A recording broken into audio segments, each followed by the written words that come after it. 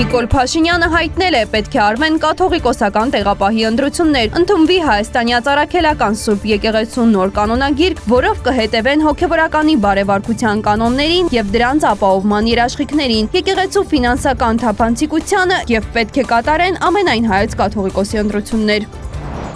Նիկոլ Փաշինյանը առաջարկում է նաև քննարկել Հայաստանի եկեղեցիների մոտ կամ ներսում Հայաստանի պետական դրոշ տեղադրելու հարցը։ Պատարագից առաջ պետական օրներգի հնչեցնելը կարձանագրի կապը վերին եւ ներքին պետությունների միջև, ասել է Փաշինյանը։ Վարդենիսում դժբախտ պատահարի հետևանքով Պաշտպանության նախարարության սպահ է մահացել։ Պաշտպանության նախարարության մամուլի խոսնակը նշեց, որ ՊՆ-ն չի մեկնաբանում այս դեպքը, քանի որ դժբախտ պատահարը ծառայությունից դուրս է եղել եւ ծառայության հետ կապ չունի։ Նախնական տեղեկություններով սպան մահացել է Շմոլ գազի թունավորումից։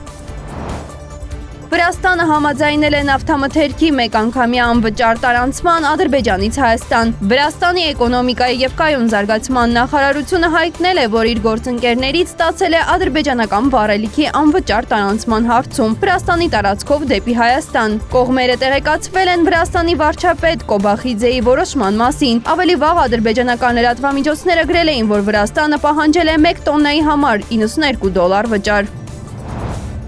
Ադրբեջանը առաջարկել է հաջորդ 3+3 հանդիպումը անցկացնել Բաքվում, իսկ մյուսը Երևանում։ Բայրամովի խոսքով Ադրբեջանում հաջորդ հանդիպումը կազմակերպելու գաղափարը հնչել է դեռևս հոկտեմբերին Ստամբուլում, այս ձևաչափով բանակցությունների ժամանակ, սակայն Երևանը չի համաձայնել։ Այժմ իրավիճակը փոխվել է։